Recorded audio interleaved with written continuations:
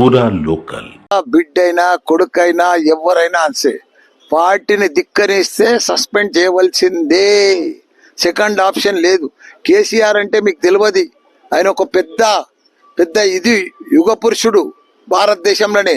అలాంటి మనిషి బిడ్డే కొడుకు ఆయనకు ప్రజలు ఇంపార్టెంట్, తెలంగాణ ఇంపార్టెంట్, బిడ్డే కొడుకు కాదు. కాబట్టి ఆయన దేనికైనా తెగిస్తాడు. అలాంటి మనిషి మనకు దొరకడమే, కేసీఆర్ లాంటి దొరకడమే మన అదృష్టం.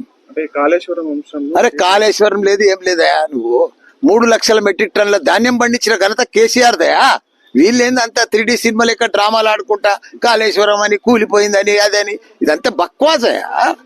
ఏందది కేసీఆర్ అంటే? ఓ చరిత్ర, ఒక హిస్టరీ. భారతదేశంలో తెలంగాణలో ఒక ఆదర్శ రాష్ట్రంగా తీసుకుపోయిండు. ప్రపంచం అంతా ఎదురు చూసింది కేటీఆర్ కోసం, కేసీఆర్ కోసం. అలాంటి మనుషులను పట్టుకొని కాళేశ్వరం అని, కేసు అని, సిబిఐ అని, ఏంటది? అది కరెక్ట్ కాదు. ఇట్లా చేస్తే ఈ సిబిఐలు, ఈ కేసులు ఇవన్నీ కూడా ఆయన అద్రగణం చేస్తే ఏ సీఎం కూడా పని చేయలేడు. అంత గొప్ప సీఎంను పట్టుకొని ప్రపంచంలోనే ఎత్తైన ప్రాజెక్టు, లిఫ్ట్ ఇరిగేషన్ ప్రాజెక్టు కడితే దాంట్లో ఒక రెండు పిల్లలు పోతే కుంగిపోతే ఉంటున్నా. ఇంత పెద్ద వర్షాలకు ఎట్లుంది అది? కాళేశ్వరం కుంగిపోయిందా? కూలిపోయిందా?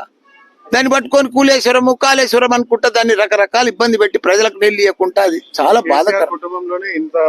అరే అవుతుందా? ఎవరి కుటుంబంలో ఉంటాయి ప్రాబ్లమ్స్, వస్తాయి. ఏ ప్రాబ్లం ఎట్లరా? దేశమంతా వచ్చినాయి, దేశమంతా సస్పెండ్ చేయలేదా? వాళ్ళ బిడ్డలను, వాళ్ళ తమ్ములను, వాళ్ళ కాకాయలను, వాళ్ళ బామ్మర్దులను, దేశం అంతా అయింది.